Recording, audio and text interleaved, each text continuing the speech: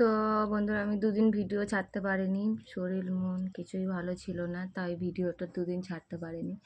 আর দুদিন পরে আবার আজকে চলে এসেছি অ্যালোভেরা নিয়ে। তো আজকে শুধু অ্যালোভেরাই নিয়েছি, আর এর মধ্যে সামান্য একটু মধু নিয়ে নিয়েছি, আর কিছুই নিইনি।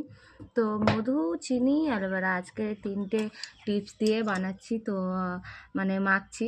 আর সামনের দিন তো আপনাদেরকে বলেছিলাম চিনি আর অ্যালোভেরা নিয়ে আপনাদেরকে করে দেখতে। তো আমি এই টিপসটাও সব কিছু ইউটিউব দেখেই মানে করছি। তো দেখছি আমার আগের যেটা আমি মেখেছিলাম আমার খুব ভালো কাজ দিয়েছে স্কিনের মধ্যে। তো আমি এটাও একবার ট্রাই করছি, তো দেখবো এটা কি হয়। আর চিনি, মধু তো স্কিনের জন্য ভালো, অ্যালোভেরা তো আরও ভালো।